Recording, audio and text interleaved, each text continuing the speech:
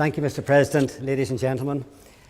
Just before I begin my speech, if I could just say at the outset that there's nothing that I'm going to say tonight that should be taken as seeking to undermine or take away from the seriousness of violent sex crimes.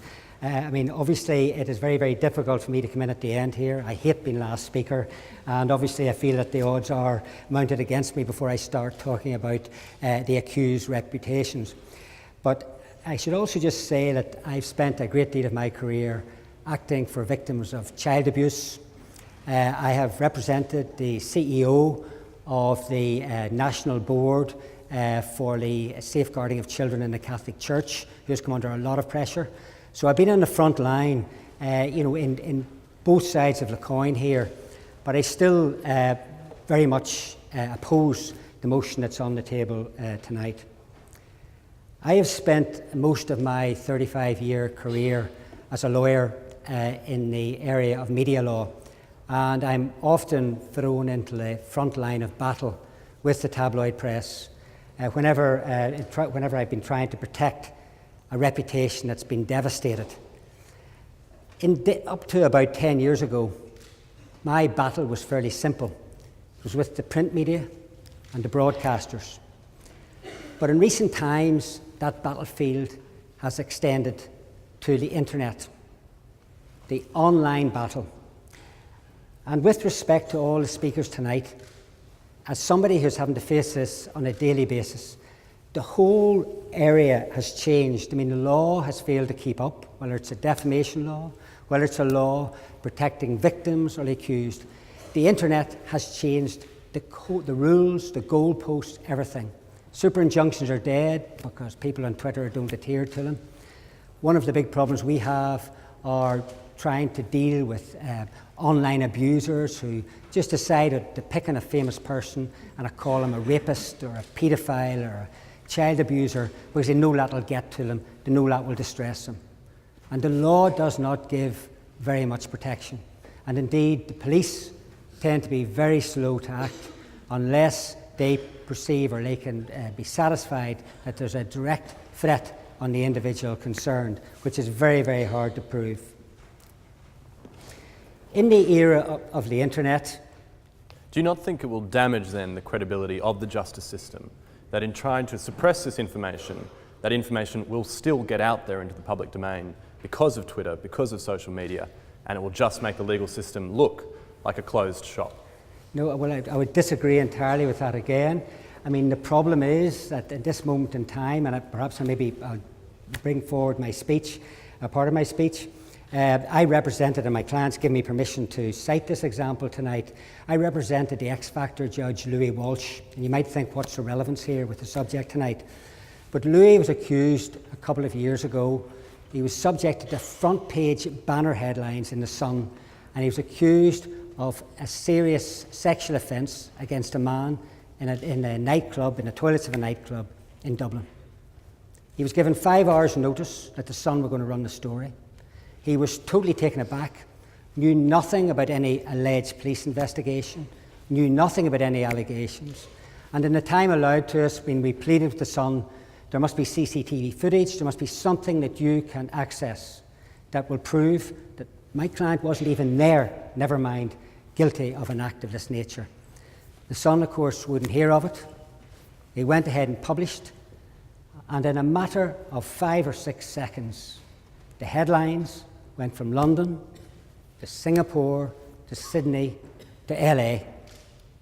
And the problem is that if it is open season on people, whether they are guilty or not guilty, acquitted, whether they're simply questioned, whether the police decide to do a spectacular raid on their house before they even question them, the difficulty in the age of the internet is that this information is disseminated around the world, and there's no acquittal, no dropping of charges, no apology in a paper that's going to get that reputation back for the individual concerned.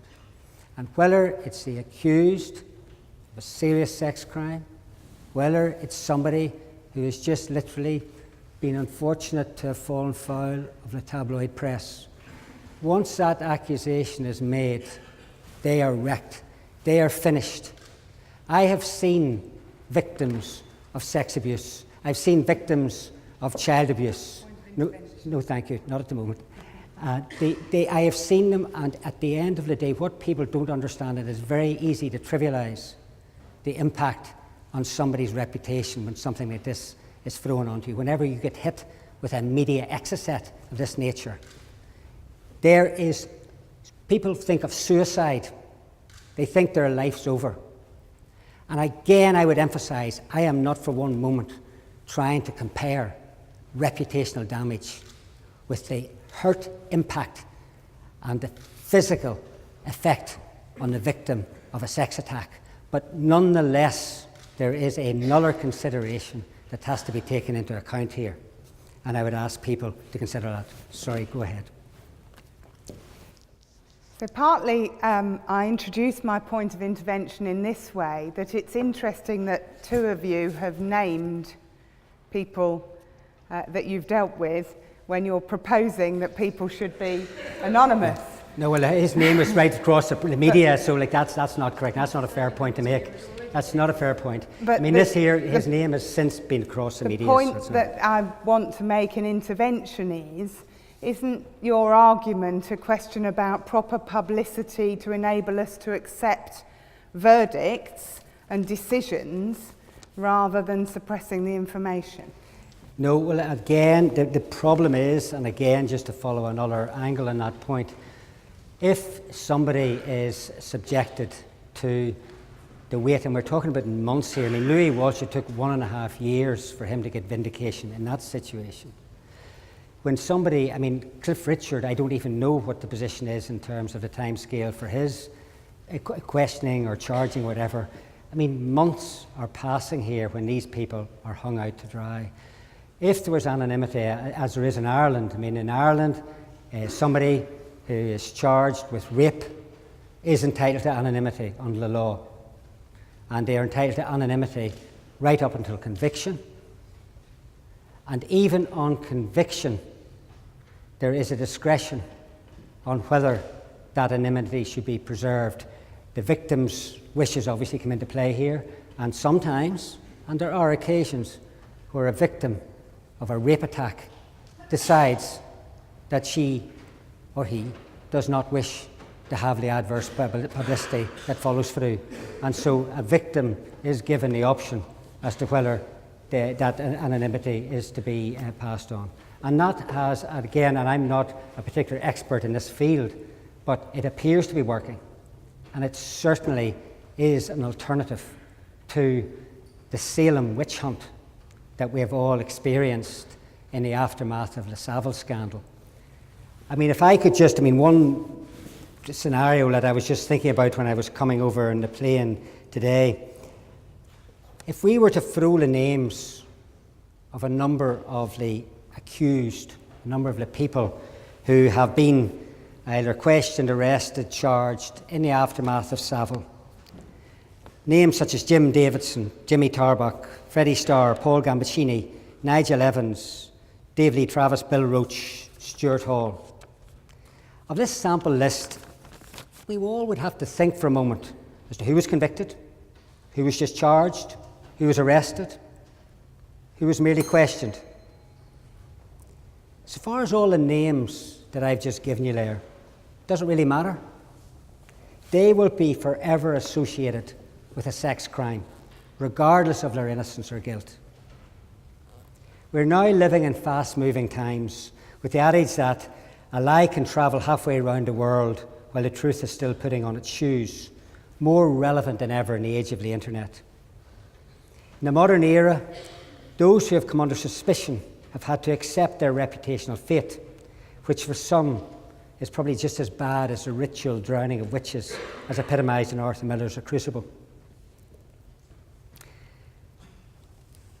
I would contend that in circumstances where criminal charges are dropped or where there's been an acquittal, this could actually be more of a deterrent to other victims coming forward, whereas a highly publicised conviction would provide reassurance to other victims in this regard. I appreciate that this is a question of balance. with the victim's interests always coming first, but perhaps not always totally at the expense of the reputation of the accused. I was close to a case quite recently where there was an acquittal, and I have to be very careful what I say here, but there were other potential victims in the background who have not come forward as a result of the publicity around the case.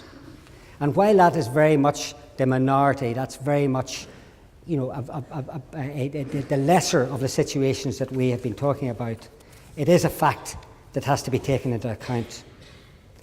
Accordingly, I would oppose a motion and argue that anonymity should be granted to those arrested and charged with serious sex crimes until they've actually been convicted of a criminal offence. And in doing so, a fundamental protection will be restored, which we in this country have enjoyed for many centuries, and that is we're all supposed to be deemed innocent until proven guilty. Thank you very much.